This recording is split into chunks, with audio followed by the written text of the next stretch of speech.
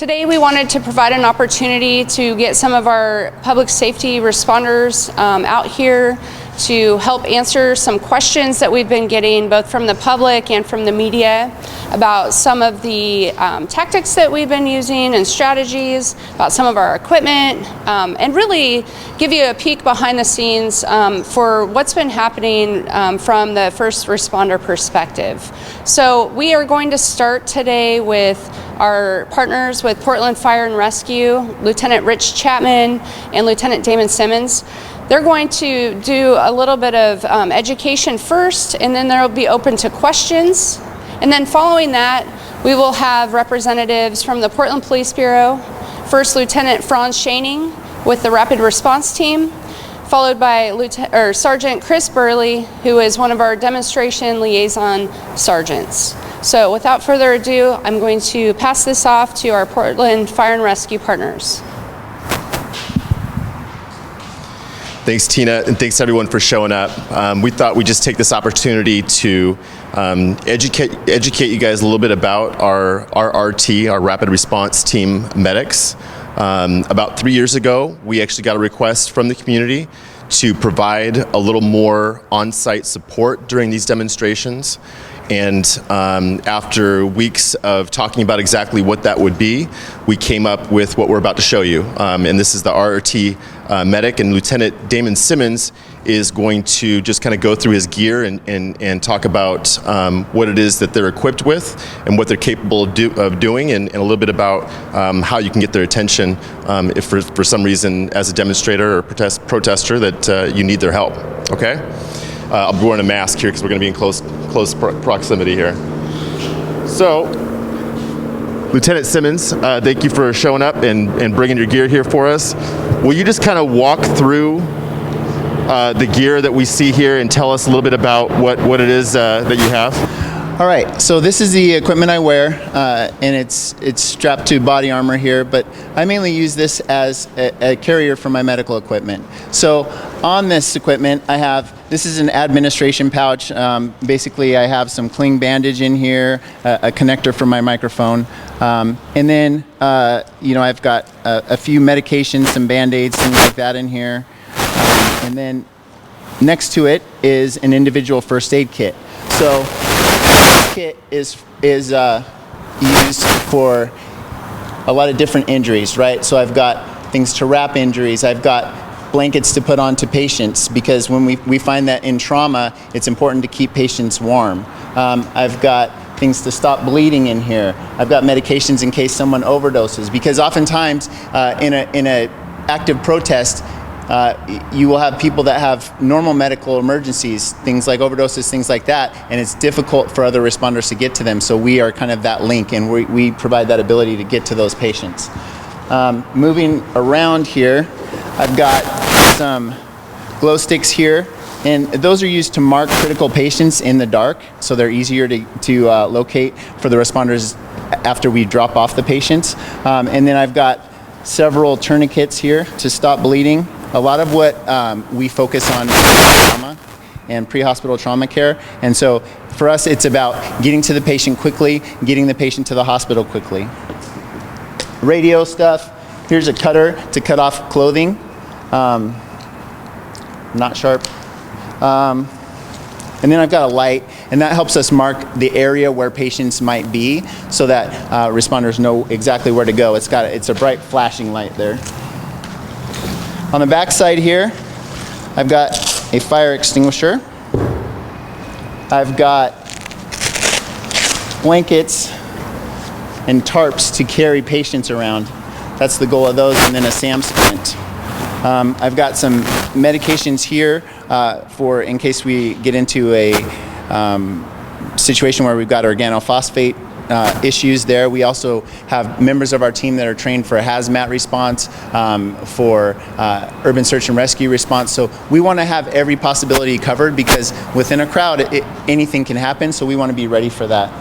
On this side, I've just got my radio, my helmet here, face shield, Nomex gloves, in case we need to deal with anything related to fire. That's another piece of what we do, is we're able to assess any fires that come in within the protest area, keep our big fire engines out of the area possibly, but if we need to bring them in, then we let the other responders know so that we get the right resources into the scene at the right time. Excuse me for a sec. Then I've got here my gas mask that I wear when there's gas or smoke or any of those conditions. I think that about covers it, and I'll take questions now. Yeah, so there are, when we have a full team call out, there's generally, 9 to 11 of us out there. And we are directly embedded with the rapid response team squad. So there are 2 medics per squad. The goal there is that if something big happens, one of the medics can call in and get the medical response moving and get things happening the way they need to happen. The other one can be treating patients. And a big part of what we do in a huge emergency, right, is going to be casualty triage and getting a number of patients and making sure that we get the right equipment into the scene. We also coordinate getting medical equipment into the scene, ambulances, that sort of thing, in a safe route. Sure, a lot of the injuries that we've seen, I would say are, we've seen quite a few illnesses, things like shortness of breath. We've seen some panic attacks. We've seen people having, sometimes standing kind of in the hot sun for a long time will create heat emergencies, those kinds of things. We've also seen some traumatic injuries. We've seen some cuts, bruises on officers and the public. We've seen, I think the worst thing we've seen is probably a head injury, and I don't know what caused that, but the patient was conscious and alert, so it wasn't a critical head injury, but it was like a cut and a bruise on the head. So those are the kinds of injuries that we typically see. It's traumatic injuries. And that's what we typically deal with. But we're there to deal with anything that comes up. So, I mean, I was in the crowd dealing with people who were pepper sprayed, all those things. If people ask for help, we're coming to help them. So the question was how to get our help. And the best way to do that, if you are not immediately near a responder, is to call 911, and they will help to coordinate us into the area where you are. If you are directly near a responder, wave at them and say, hey, we need medical attention, we need medical help, medics over here, help us, and we will coordinate getting out there. If the crowd's very violent, that might be a team of people coming out. If the crowd is very calm, it might be just the medic coming out to treat someone. So it's going to vary what that response looks like.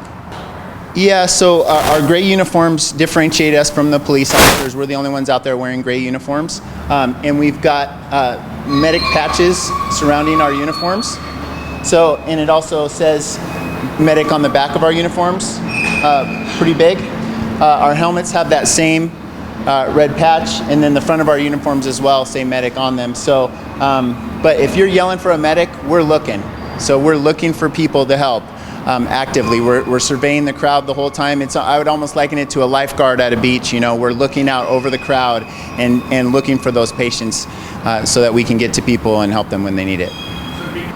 We are here to help anyone within the protest area that needs help. So whether that's public, police officers, anyone, we are there to help them. And that is our sole goal and our sole role beyond the classic checking out the fires, things like that. So that is our role, to help people, and we are generally well received. I think that a lot of the public is getting used to us being out there and getting used to what we look like and seeing us out there. There are still some members of the public who may perceive us as law enforcement, or they're not fans of law enforcement, and so they're not fans of the fact that we are with law enforcement. So we have some of that as well. But I would say 80% of people are glad that we're there, thankful that we're there.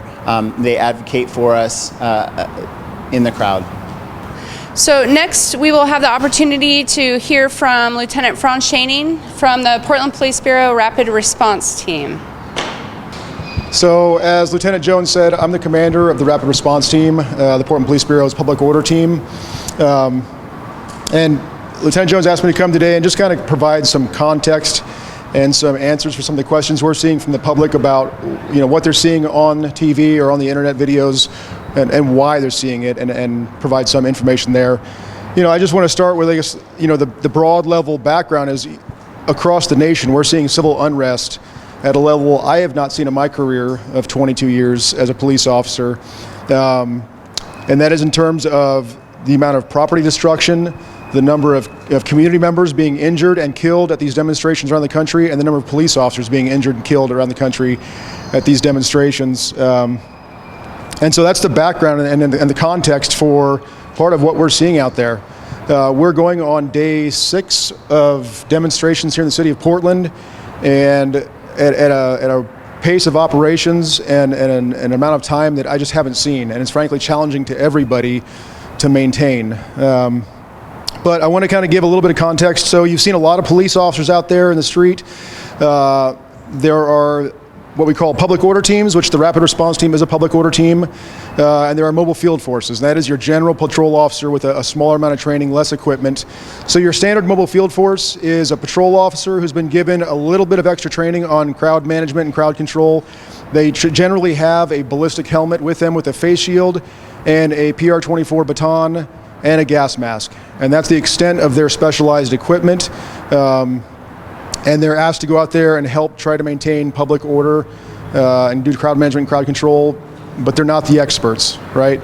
So then you have your public order team, which is a rapid response team, and you'll see us out there. Generally, you'll see us riding around on the vans or the SUVs on the outside of the vehicles on the rails, wearing more equipment.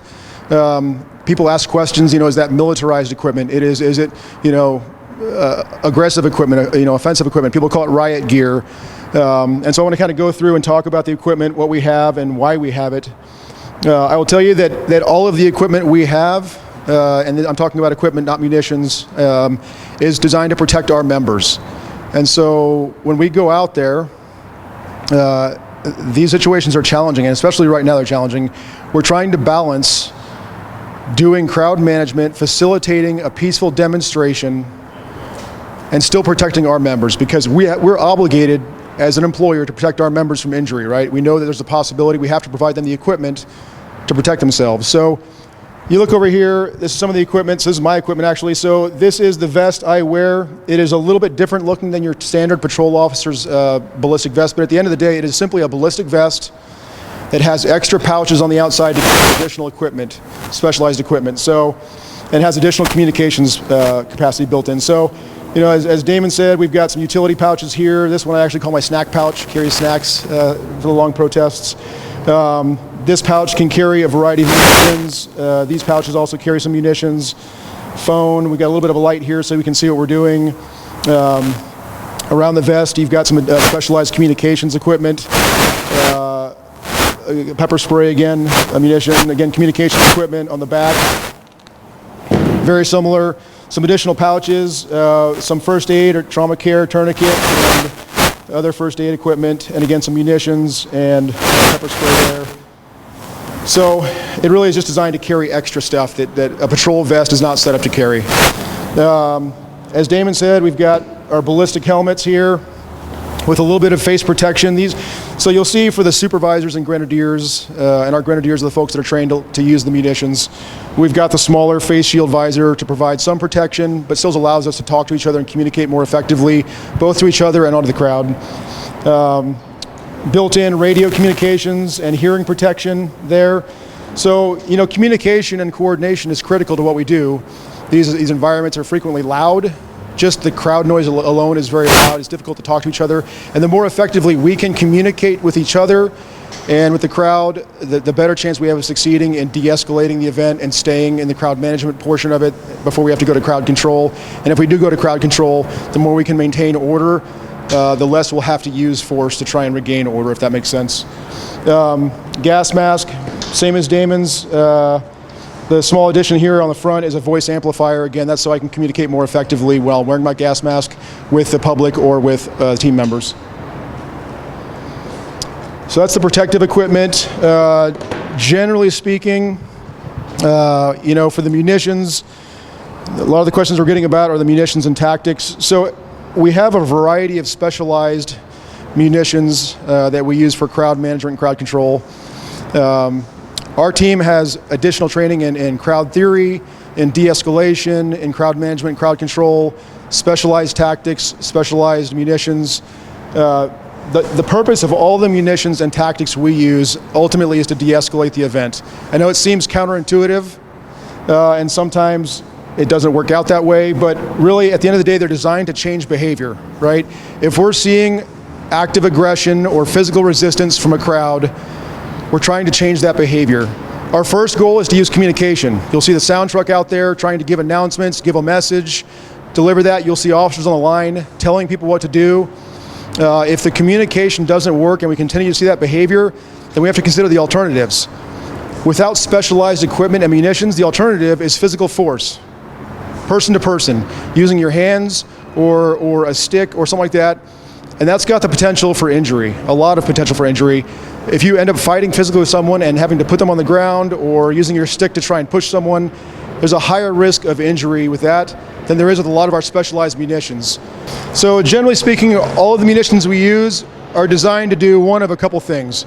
They're designed to startle people. The startling effect may change their behavior, catch their attention, send a signal that we've already tried to send with the sound truck or with our presence that things have changed.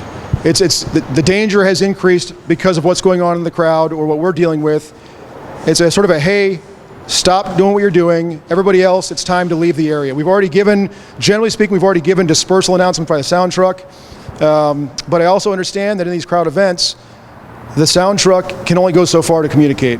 We hear with some regularity that people tune the sound truck out, that they either are standing outside of the range of the sound truck, or they just don't hear what the sound truck is saying, or they're hearing enough that they just tune it out because of the crowd noise and what's going on in front of them. So this is kind of a better way to catch their attention and say, hey, stop what you're doing. It's time to leave the area. The other thing is making it uncomfortable for people or trying to change their behavior through pain compliance. There's no way around it. But sometimes some simple pain compliance in terms of using a riot control agent will accomplish the goal of changing the behavior, stopping the dangerous thing that's happening without having to use other physical force that has a higher risk of injury. So that's the whole point of the crowd control munitions. And I'm happy to answer additional questions about specific munitions after we're done here, but I'll kind of move on. So I want to just give a little bit of my team's lived experience over the last week, and I don't want to share that experience to try to get people to feel sorry for us. Not my goal. But the questions are, why are we doing what we're doing? And why are we seeing some of the things that we see? And what I'll tell you is that my team has been out there the last 6 nights, 5, 6 nights, I've lost track honestly, and we are physically and emotionally exhausted. We are physically and emotionally in pain. I have officers that are injured, physical injuries, and I can tell you that every night when we come back to the precinct, we're emotionally in pain because we're seeing a community divided like we have never experienced in our careers. People have this sense that we enjoy going out and doing what we do even when it turns into crowd control, and I can tell you there's nothing further from the truth. We love our community. We want to serve our community and facilitate free speech. And my experience over the last 6 days has been that the majority of people out there are doing exactly that, engaging in free speech. They're peaceful. But I see a small group of people coming downtown who are angry, who just want to fight against the system, who look for every opportunity they can to turn it into a violent situation, a violent conflict with the police. And we're doing the best we can to avoid that. But at the end of the day, you saw Friday night what happened with the destruction downtown. We have an obligation to prevent that from happening. We have to maintain public order in the city of Portland. That's our job. That's the oath we swore. And to a certain extent, when we're around the Justice Center and we're on a fence line, there's nowhere else for us to go to de-escalate that. They tried to burn down the Justice Center Friday night. We can't walk away from that. So we're doing the best we can, but to a certain extent, if they intend to keep coming and pushing that conflict, we're at a loss for other solutions right now. And I'm open to any community member who's got ideas for other solutions. We all are. And I'll let Sergeant Burley get into what the DLO program has been doing, but what people are seeing videos of on the news is the worst of the worst. What we're not seeing on the news, what we're not seeing on the videos posted on YouTube, is the hard work our folks are doing day in and day out, getting out there, talking to people in the crowd. I've had my team members out there in front of the line talking to the activists who want to keep these events peaceful, having conversations face to face. What can we do better? How can we change this? How can we work together to keep these events peaceful? And they're frustrated because they can't keep it peaceful. They're doing the best they can to try and get the rest of the crowd, that small group who want to just fight with the police and destroy things, they're trying to get them to change their behavior, and they can't. And so when we try to change that behavior, unfortunately, we have other community members who sometimes get caught up in the mix. And I wish there was a way to avoid that. Again, I'm open to other ideas, but we're struggling for solutions right now. I just want to point out, I really am sorry we had to change our location on the fly for safety reasons, and I didn't anticipate Life Flight needing to come here. But I think that it's another reminder that we have other life safety issues going on in our community. And I want to take the time to also highlight that while we are working to manage a sea of peaceful protests and demonstrations over the course of nearly a week in our city, we also have other emergency calls for service that are happening, and that also includes all of our mutual aid partners who have come down here. They are providing support here, which means that they're also stretched thin, along with Portland Fire Rescue and some of our other partners. So I just want to highlight that. Next, we'd like to introduce Sergeant Chris Burley. He is one of the members of our demonstration liaison team, and he'll be able to provide information about that, and then after that we'll take questions. I just want to take the opportunity today to talk about the purpose of the DLO program, its mission, observations that our DLO teams have made while they've been out working during these demonstrations, and then some of the ways we try to do outreach, and we try to work with communities to accomplish our purpose and mission. So the primary goal and mission of the Demonstration Liaison Officer Program is to reach out to community members either before or during an event, so we can help facilitate, we can help support the most safe event as possible. And that includes our officers going out into the community, contacting members of events, either by phone, email, beforehand, sharing some of the considerations that the Police Bureau makes in relation to these large events like we're seeing over the week. One of the other things that we've been able to do during this demonstration, because we've heard the hurt that is out in our community right now, is we're also a resource for persons that are looking to communicate with our command, the people that make decisions. Earlier in the week, we were able to set up a meeting with the chief, which in turn resulted in an additional meeting.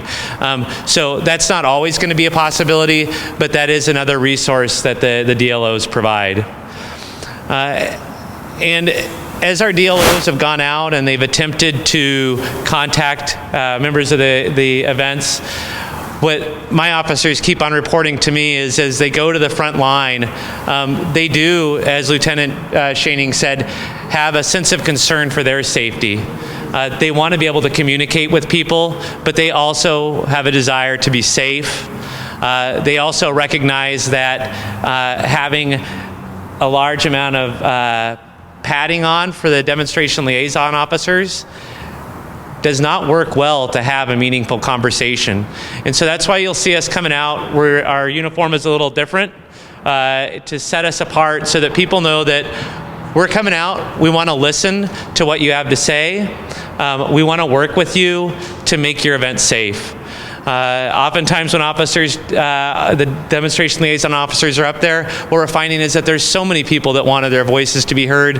As we are, listening to one person, other people are either wanting to share their views. Sometimes that's through talking, other times it's through yelling what they want to say, or sometimes it's through just making noise and making it very difficult for the liaison officers to talk or for information to be shared. We've also observed and recognized that on several occasions when we've had what we believe to be meaningful dialogue take place, with influential members of groups. They're quickly labeled as colluding with police or being pawns of the police bureau. This is absolutely not true. We reach out to everybody. It does not matter what your statements are. It's the police bureau's responsibility to ensure safety in the community. And that's what we're trying to do. And that's why we attempt to reach out to everyone. And we invite anyone that would like to reach out to us. I'll share here in a little bit some of the methods that you can get a hold of us at. We recognize that for the members that do reach out to the demonstration liaison officers, especially when it's out on the line, that this takes to work to those community members that do reach out to us to make the event safer, to tell us what they're observing, that this takes courage, commitment, and vision. And so the Police Bureau is appreciative of that, and we want people to know we continue to be there, but we also recognize that this could put people in a dangerous situation. So we're available for contact if people are not comfortable talking to us out in the street. You can initially contact us at ppbliaison@portlandoregon.gov. ppbliaison@portlandoregon.gov. That's an email address that we're reviewing. We'll contact you, and we can, again, potentially provide resources depending on what the decision of the commanding officer is. For large marches, there's been times where we've assisted by closing down roadways that enter the location where the march is going to be. Potentially having officers at the tail of the march, so vehicles are not introduced into the groups that are marching. We've also, in situations where an event has gotten so large that it's too large for the park that it's in, we've also assisted with street closures. It's not something that is going to happen every time, but it's definitely that open communication that can assist in making an event safer. And in closing, as DLOs, as we come together every night and talk about what the DLOs have experienced out on the street, they recognize that this is a situation in which there's great frustration, animosity, hate, anger towards police regarding the police's actions directed at black men. We recognize that this anger makes it difficult to trust officers, to include us in the conversation out on the street. We want to let people know that the entire Police Bureau, we want to do better. We know you've heard that before. We are trying. We have our DLOs out there. We want to talk with you. We want to listen to you and work together to try and make the event as safe as possible. Thank you. I do want to also remind folks that we do put out information throughout the events on Twitter. We understand sometimes it may be harder to hear the soundtrack, so we put the same information out. So that's one more way that people can get updates. I know the chief in the last couple of days has also been providing some video updates because she really is trying to keep the public and the media informed. So we're taking a lot of additional steps to try and get that out there. So we're going to open it up for questions. If you can let me know the question, I'll repeat it, and then we'll get whoever it's directed towards up here. So the question was if we could provide a summary of what munitions have been used over the last few days, and if we can, the second part, sorry, repeat. Okay, we can speak in general about the decision-making process or what that tool might be used to try and accomplish, I guess would be a good summary of that. I think that would be Lieutenant Schoening. So we've used a variety of munitions over the last week. We have used, I guess, general categories. We've used impact munitions. Those may be 40 millimeter launchable foam-nosed impact munitions. The rapid response team and patrol and the rapid response team both carry that type of munition. The rapid response team also carries what's called the FN 303. It is a small plastic projectile that has a little bit of inert powder in it to provide some weight and energy. The FN 303. So those are generally the impact munitions we've used. We've used distraction devices. So the munitions that you see when we toss them out there that do a little pop and then a bang, those are distraction devices, again, designed to startle and also influence behavior, get folks to start moving, stop doing what they're doing that's dangerous, and move away. We have used riot control agents, CS gas, also OC, pyrotechnic gas. We've used some amount of smoke. All three of those look very similar. The munition is deployed one of two ways. Either we can launch it from a 40 millimeter launcher, and those are the ones that you see going out at a height, separating into three small pieces and falling down and smoking on the ground. And that can be smoke, CS, or OC. We also have the hand-tossed canisters that we can deploy, and those you'll see are either one of two things. They're either a solid canister that we toss out and it just smokes and stays in one piece, or the ones that we toss out and they separate into three separate pieces and again smoke. And again, all those can contain either CS, OC, or smoke. Pepper spray has been used. So our mobile field forces, and I believe also our rapid response team, has used pepper spray, the spray. When people talk about pepper balls, different teams use pepper balls. We don't carry the actual pepper ball munition system. Our FN 303 round, it can deliver different payloads. It can be either just a clear liquid, it can be a marking pink paint, or it can contain powdered pava, which is basically pepper. And we've used, I'm sure, a variety of those depending on the situation. And so it's really situational, right? So if we have a specific person that we see in front of us engaging in active aggression, generally we'll use an impact munition because we're trying to be very specific about who we're affecting. There's one person, we're able to change their behavior without influencing or affecting the rest of the crowd, we do that. That's the best choice, right? If we are seeing a large crowd and we have people, 4 or 5 or 6 rows back throwing objects at the police, we can't see them, we can't launch an impact munition directly at them. That's generally when we start weighing, can we leave the area? That's the first option. Can we safely leave the area? If we have to stay, can we get the crowd to leave the area? And we try to use the communication, the sound truck, and tell them, hey, it's not safe anymore, we need you to leave. And if that doesn't work, then we have to disperse the crowd. We'll usually start with some kind of distraction device to say, again, listen up, stop doing what you're doing, move back, away from the police officers, please leave the area. And if that doesn't work, then sometimes we'll transition to riot control agents.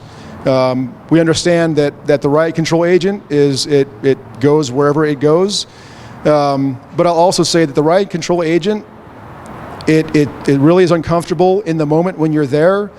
Pretty quickly after you get out of the area, that pain and discomfort goes away. It may take a few minutes, but it's a fairly short-lived effect. It accomplishes our goal of trying to get people out of the area without a long-lasting injury or long-lasting effect on them. As opposed to, say, a pepper spray, where you spray somebody with pepper spray, that generally tends to last for a while. My experience is about half an hour, you're really uncomfortable.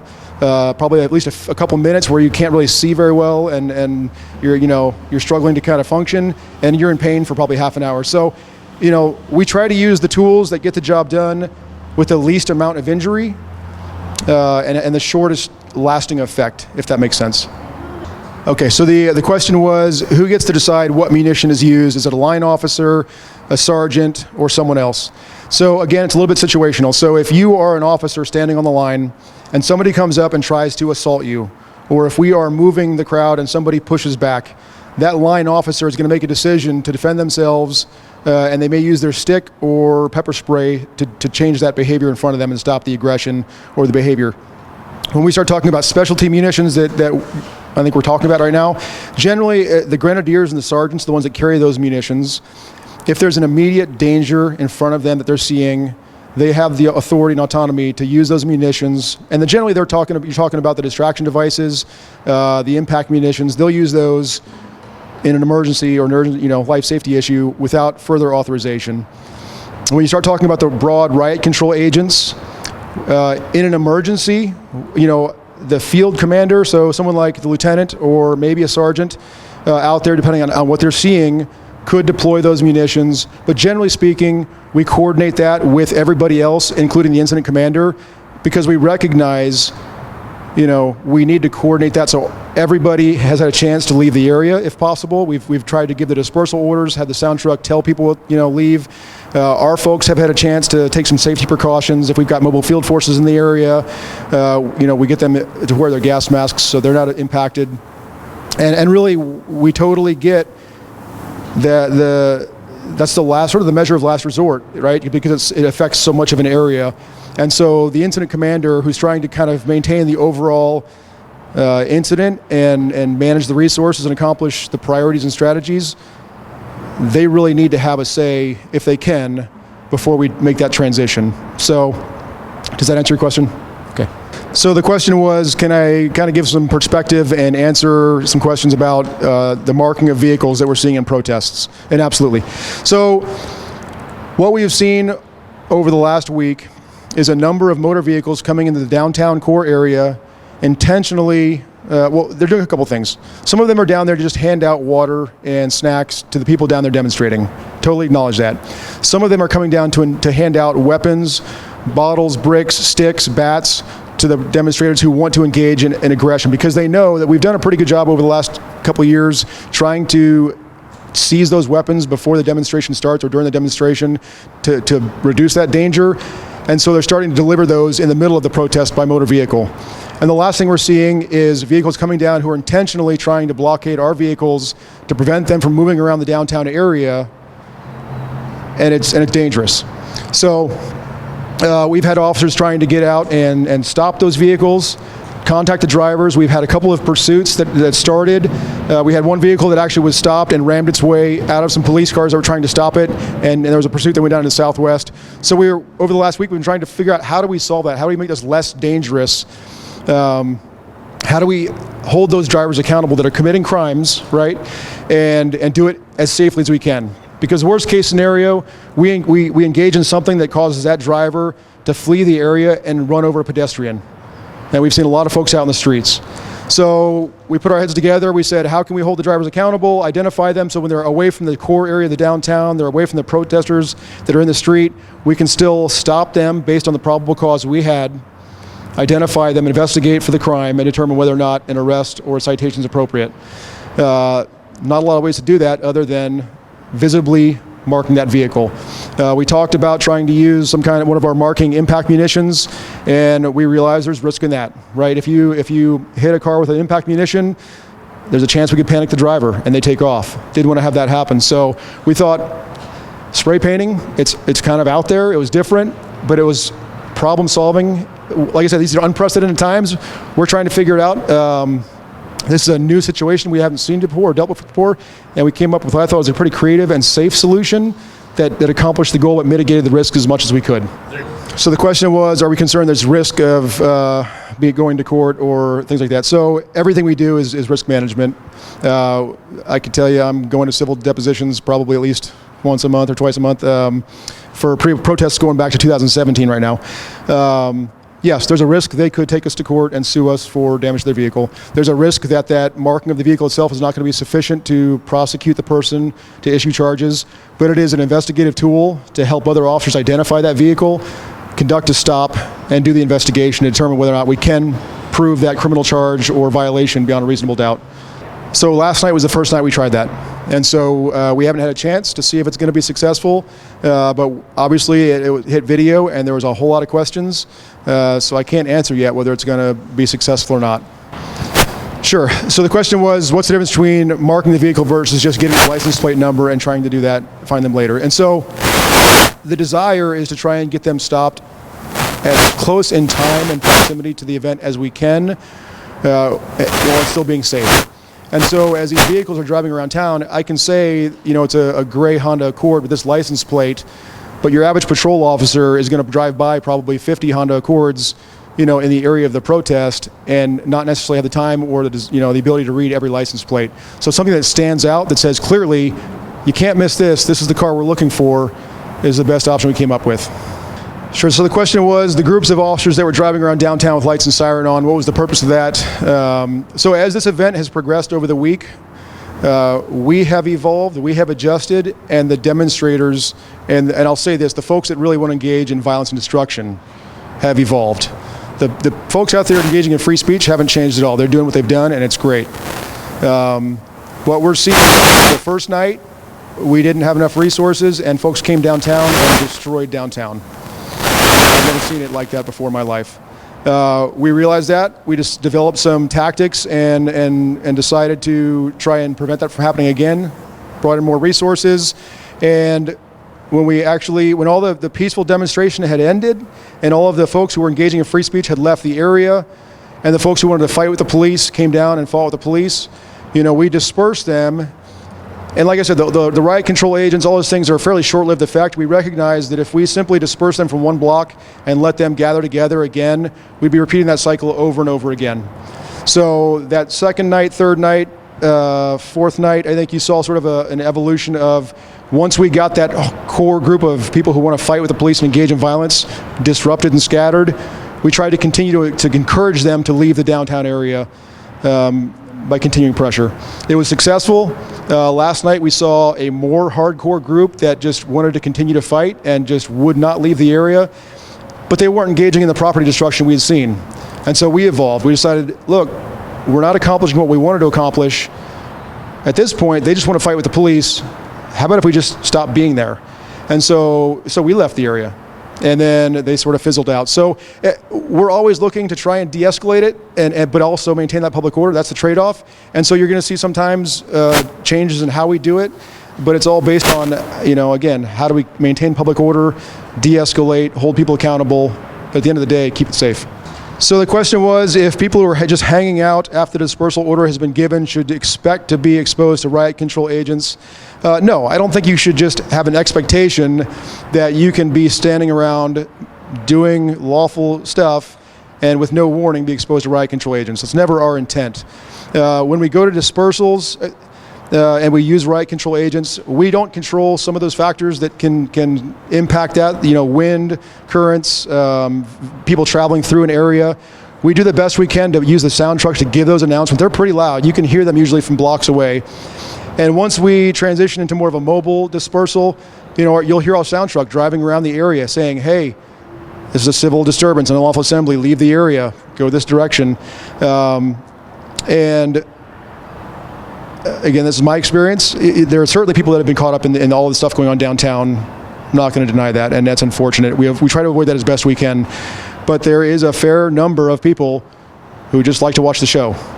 And I don't know what to do with that group of folks. You know, if they are willingly coming down to watch the show and there's some amount of risk they're taking being there, we do the best we can to not expose them, but I can't stop them from being exposed. I would like to close with this. We have seen historic demonstrations across this nation because of a tragic and terrible event that happened across the country. We know that there's a history in our country, specifically between law enforcement and persons of color, that we need to fix the relationship. We know that.